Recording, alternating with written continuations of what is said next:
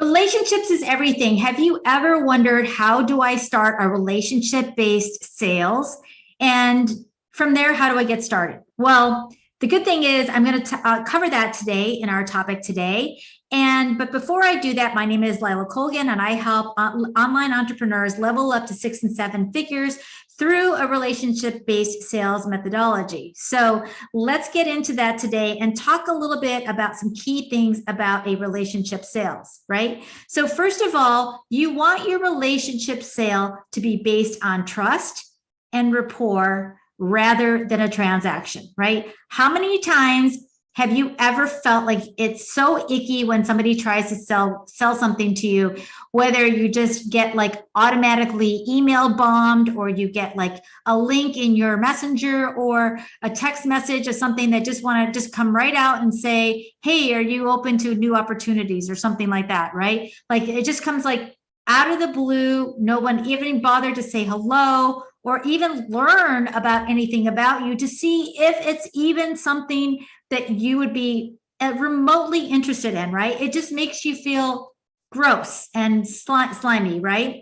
So you want to be that person that totally avoids that. You do not want to be around somebody that does that kind of stuff, right? So what I'm going to do is also talk to you about, you want to be that person that they feel that they want to come back to again and again for future business dealings. Like there's so many clients that I have carried along with me for years. And why? Because I've made them feel really important. And I didn't walk in the door selling them something, even though that's my job, right? My job as hired as a salesperson is to sell something, but my mentality and my brain always is saying that you're never going to sell something if you don't get to know that person and know what their sticking issues are, right? Because you could have anything that you're selling, but if you don't know what their pain point is, if you don't know what is actually holding them back from anything, if you don't know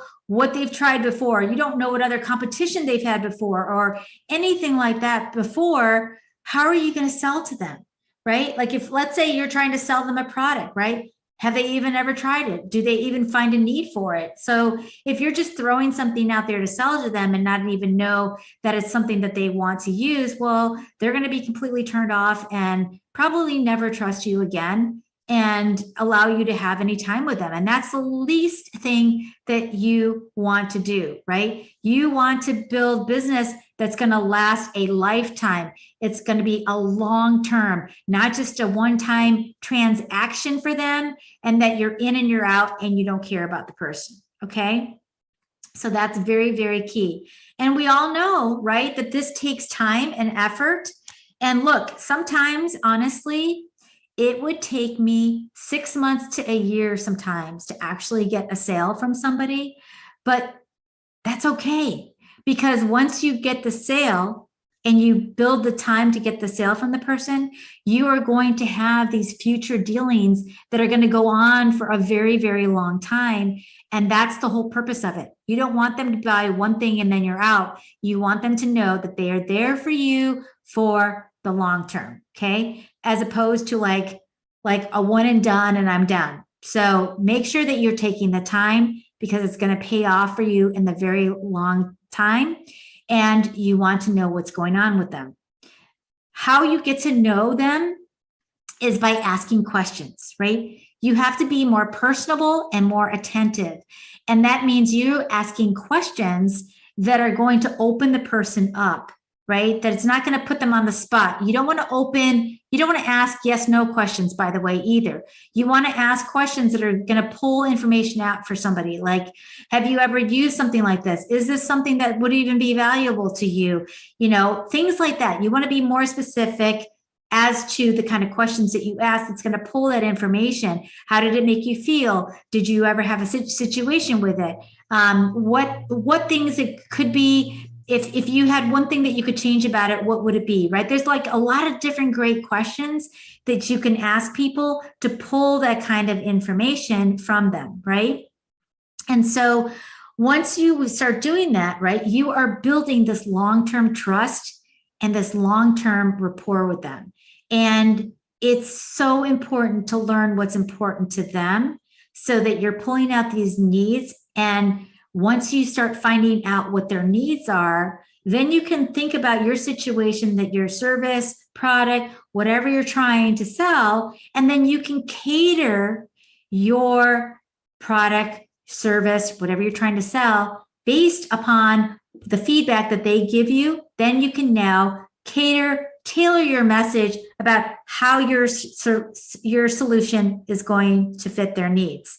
Because once you do this, you are making the person feel so much more welcome, so much more a part that you actually care, and they're going to keep coming back to you for more and more business all the time, that they can't stop wanting to work with you.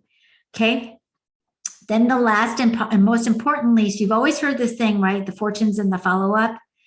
Absolutely. Follow up, follow up, follow up. And when I say follow up, it's like, you know how a lot of times if you call somebody and they're a friend of yours and you say, well, I left a message for them, I'm just waiting for them to call you back. Well, a lot of times people get busy, right? People get overwhelmed, their messages get full.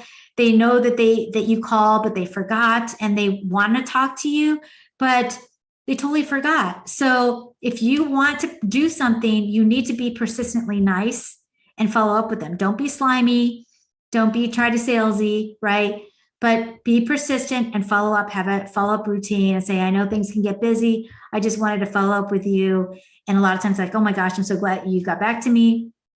I'm so glad that you're here, and you can do that. Another way that you can do that as well is through surveys, right? You can reach out to them on social media. You can contact them through email. There's a lot of different ways that you can reach people. Some people, some people hate email. Some people like text.